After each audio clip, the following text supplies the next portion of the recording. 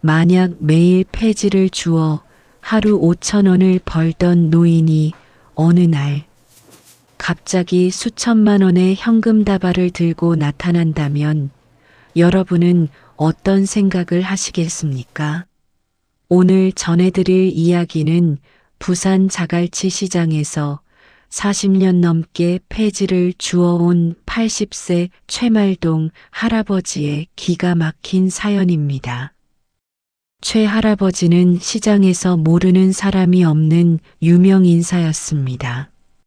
하지만 그 유명세는 좋은 쪽이 아니었습니다. 한겨울에도 난방비가 아까워 냉골에서 잠을 자고 시장 상인들이 버린 시든 배추 잎을 주워 국을 끓여 먹는 지독한 구두쇠였기 때문입니다. 최 영감님, 그러다 골병 들어요. 돈 쌓아두면 뭐해, 죽을 때 가져갈 것도 아닌데. 상인들이 안쓰러워 말을 건네도 할아버지는 그저 묵묵부답이었습니다. 구멍난 검정 고무신 사이로 보이는 할아버지의 발가락은 사계절 내내 갈라지고 피가 나 있었죠. 그런데 2024년 12월의 어느 날 이 평온하던 시장을 뒤흔든 사건이 발생합니다.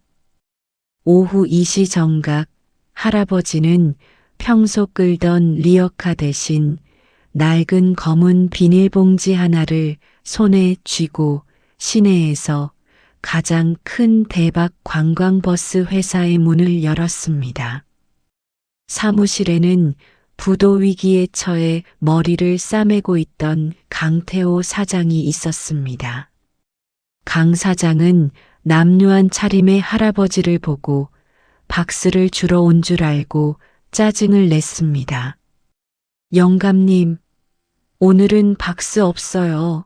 저기 다른 데 가보세요.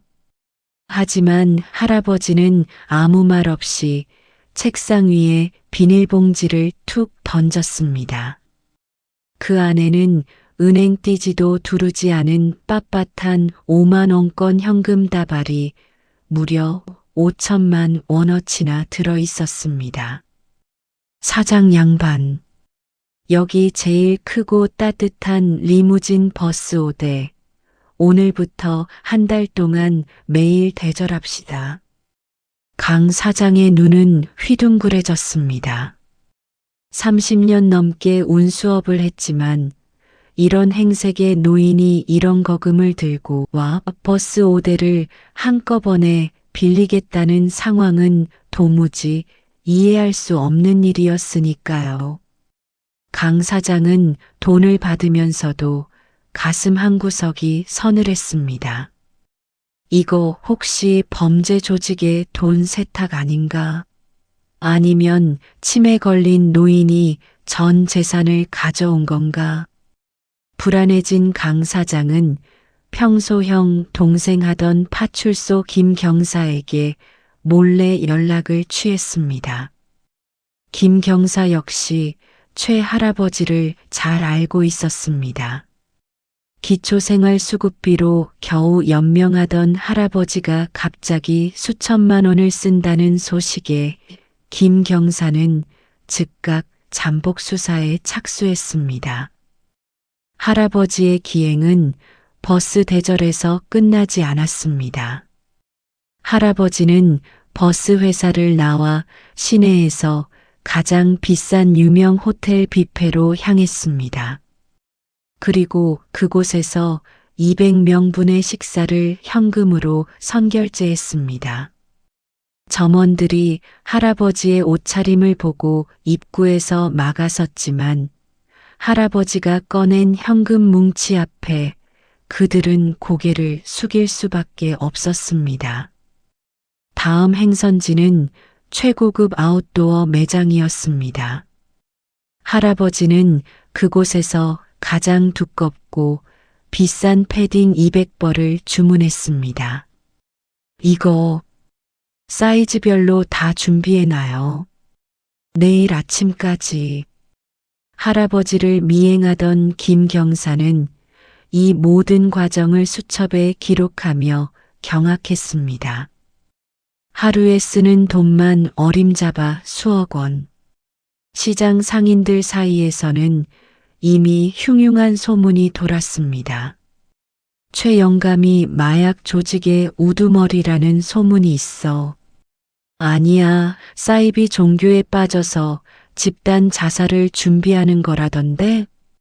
김 경사는 할아버지가 혹시라도 누군가에게 협박을 당하고 있는 것은 아닌지, 아니면 정말로 범죄에 연루된 것인지 확인하기 위해 할아버지의 집을 급습했습니다.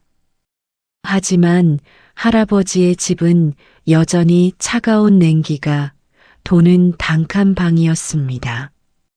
방 한구석엔 여전히 폐지가 쌓여 있었고 할아버지는 차가운 물에 만밥을 먹고 있었습니다.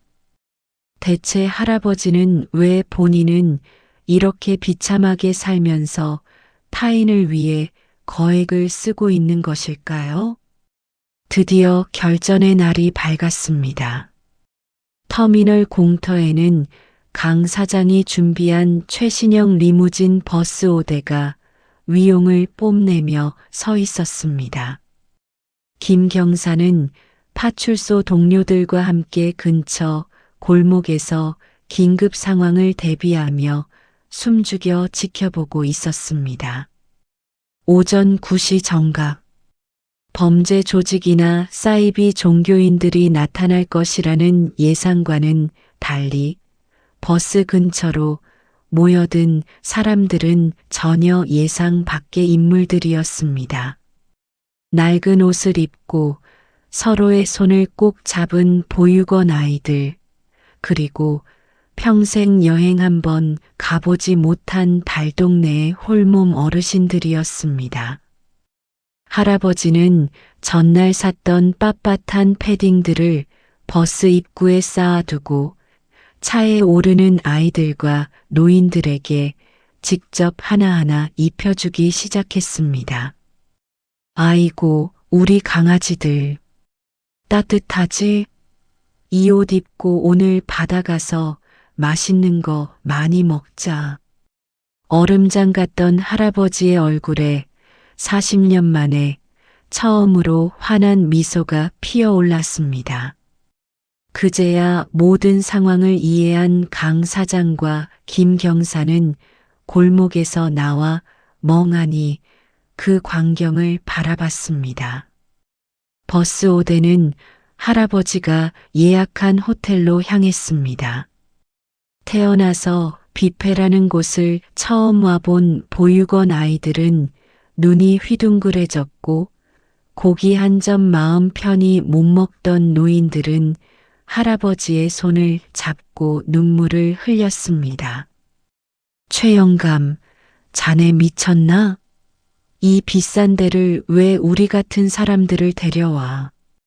형님, 조용히 하고 고기나 많이 드쇼. 오늘이 마지막 일지도 모르니까. 할아버지는 정작 본인은 물 한 잔만 마신 채 아이들이 먹는 모습만 흐뭇하게 지켜보고 있었습니다. 그런데 그때였습니다. 갑자기 할아버지가 가슴을 움켜쥐고 각혈하며 쓰러졌습니다.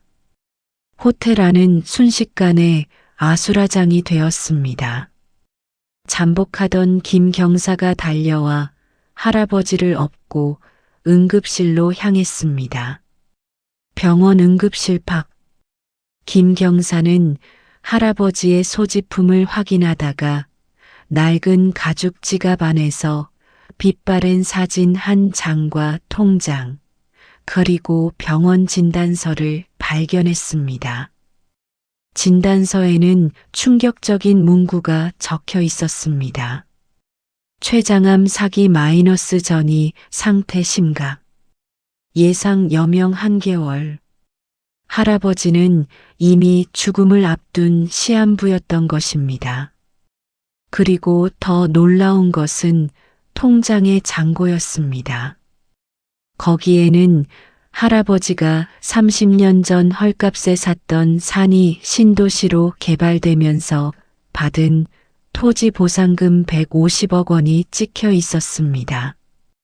의식을 회복한 할아버지는 옆을 지키던 김 경사와 강 사장에게 자신의 숨겨진 과거를 털어놓기 시작했습니다. 40년 전이었어. 나에겐 7살짜리 늦둥이 아들이 하나 있었지. 아내가 죽고 나랑 단둘이 살던 내 목숨보다 귀한 자식이었어.